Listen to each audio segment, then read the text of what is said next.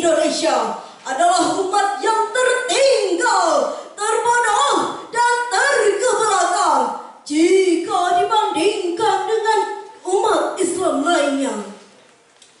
Hadirin, mari kita perhatikan data berikut ini.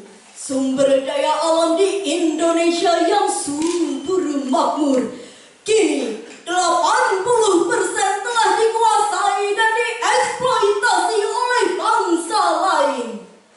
Perekonomian Indonesia kini berada pada puncak krisis yang mengkhawatirkan. Dikutip dari Kompas.com, Kementerian Keuangan mencatat utang pemerintah Indonesia pada akhir tahun 2022 telah tembus angka 7.500 triliun rupiah. Pendidikan di Indonesia yang dahulu dijadikan kiblat negara Malaysia kini malah terpuruk dan terkebelakang.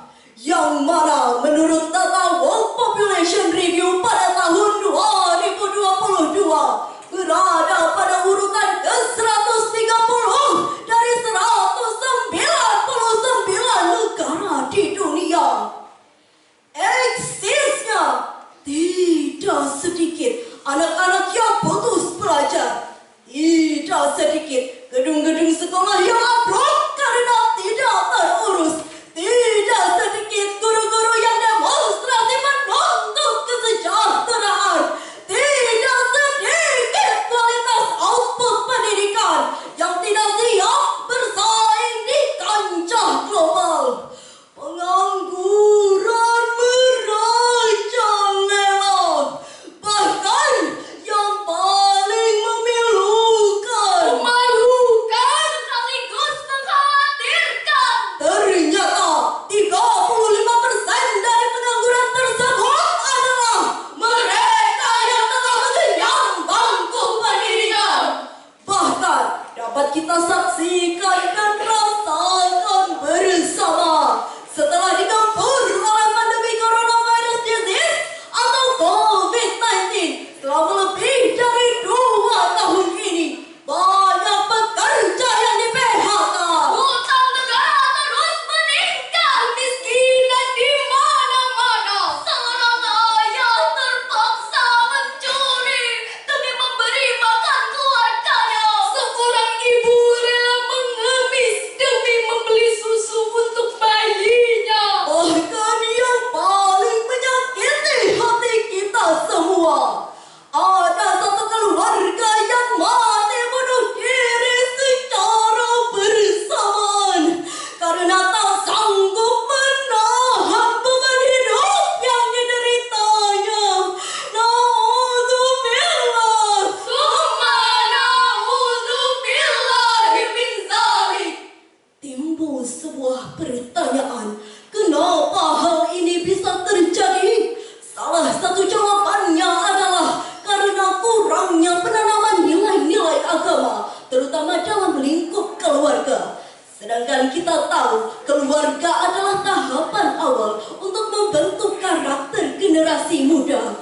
Dan dari kualitas generasi mudanya lah dapat dilihat bagaimana wajah suatu negeri di masa depan. Lalu, apa solusi Islam dalam menyikapi hal tersebut? Oleh karena itu, dalam kesempatan ini kami akan mencoba menjawab sekaligus menyampaikan syarahan Al-Quran melalui syair berikut ini. Dengarkanlah syarhil Quran yang akan kami sampaikan. Semoga bisa berkenan dan dapat ilmu pelajaran. Semoga bisa berkenan dan dapat ilmu pelajaran.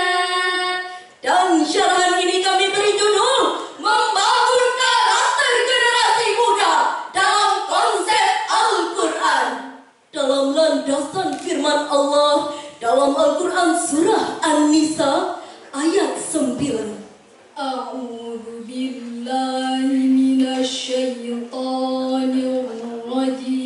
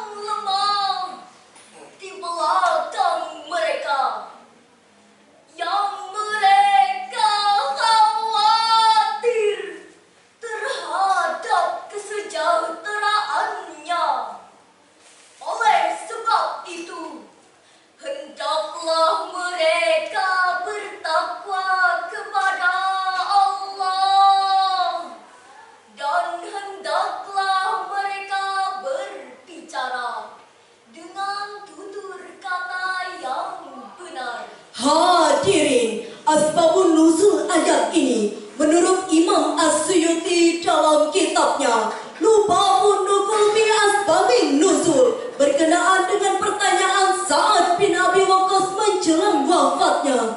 Ia berkata, "Ya Rasulullah, aku memiliki harta yang banyak, sedangkan pewarisku hanyalah anak perempuan. Bolehkah aku menyedekahkan 2/3-nya?" Rasulullah menjawab, "Tidak boleh." "Bagaimana jika 1/3-nya, ya Rasul?"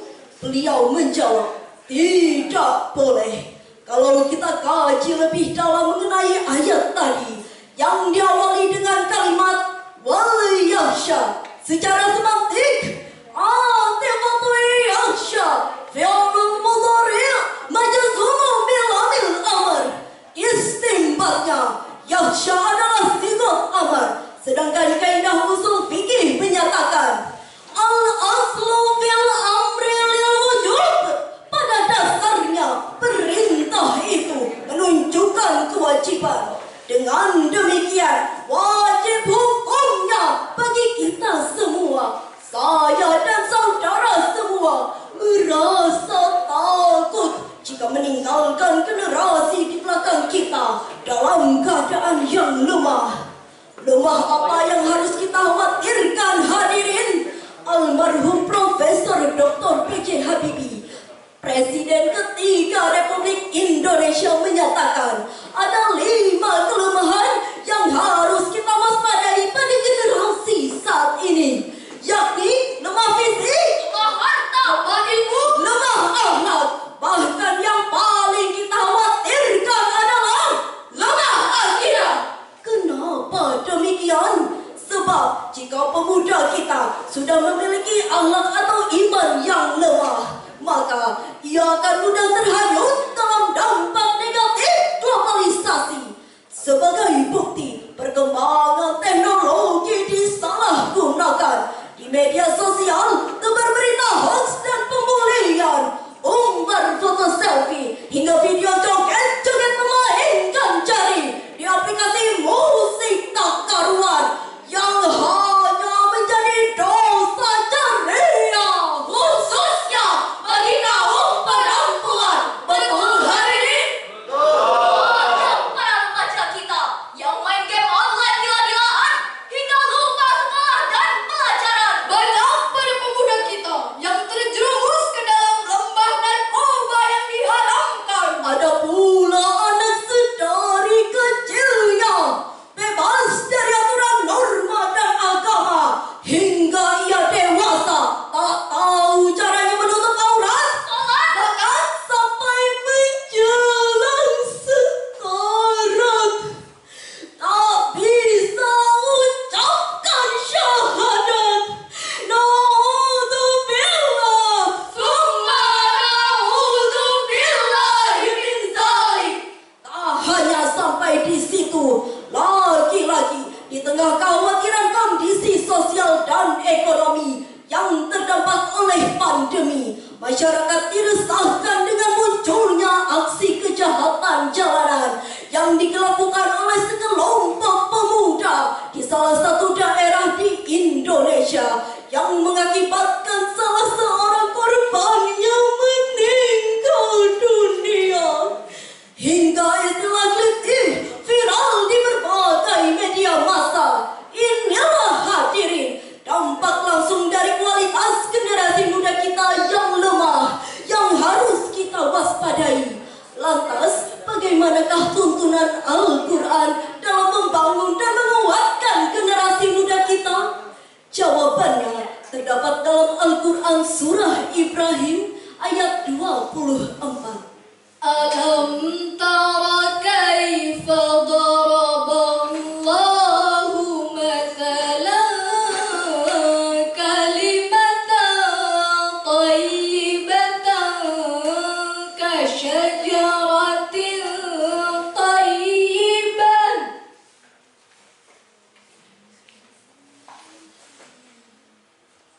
كشجرة طيبة أصلها ثابت وفرعها في السماء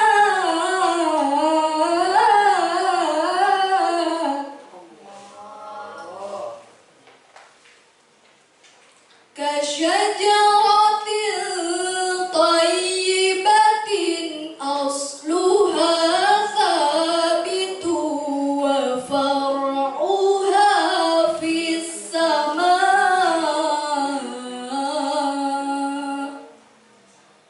صدق الله العظيم.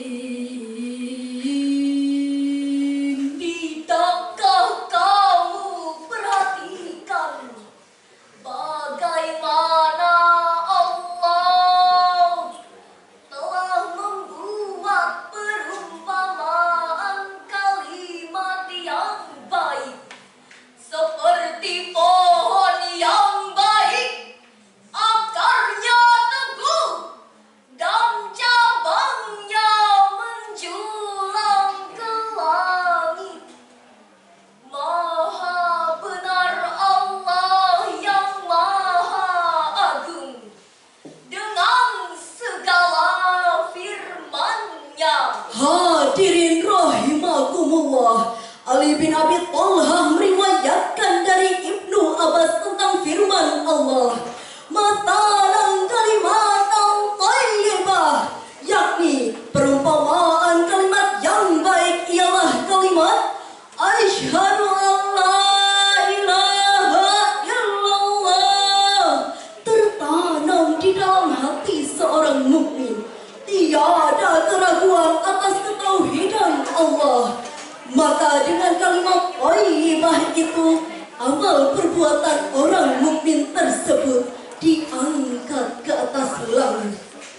Ayat ini bisa menjadi solusi terhadap permasalahan yang tengah kita hadapi, yakni tanamkan kalimat thayyibah kepada keluarga dan generasi muda kita. Ajarkan kalimat la ilaha illallah, tiada Tuhan selain Allah, untuk bekal di dalam hatinya. Seiring dengan hal tersebut, Rasulullah Shallallahu Alaihi Wasallam mewariskan pesan berharga kepada kita semua dalam sabdanya, jaddidu imanakum wa atsiru biqauli la ilaha illallah. Perbarui iman kalian dengan memperbanyak mengucap kalimat la ilaha illallah, tiada Tuhan yang berhak disembah kecuali Allah. Seperti pohon yang baik yang diceritakan di dalam Al-Quran surah Ibrahim ayat 24 tadi, bahwa betapapun angin kuat menerpa, hujan deras menimpa, apabila akarnya kuat melekat, si pohon takkan goyah berubah arah. Artinya, walaupun informasi dekadensi moral silih berganti, arus lingkungan perubahan zaman boleh menantang, tapi takkan berpengaruh apa-apa jika pemuda kita sudah dibentengi dengan kualitas keimanan yang mengakar di dalam hatinya. Sebagai kesimpulan, kalimat syahadat terus dibaca. Kuatkan iman kita semua. Jika bangsa ingin berjaya, jangan tinggalkan ajaran agama.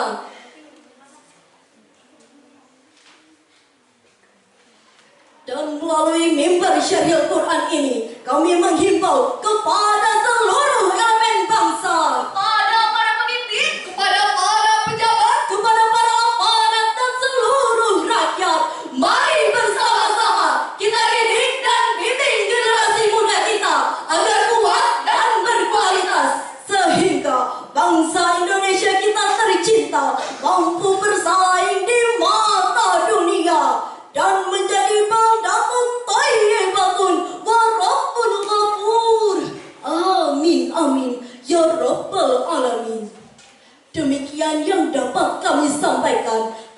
kasih atas segala perhatian. Mohon maaf jika terdapat kesalahan maupun kehilapan.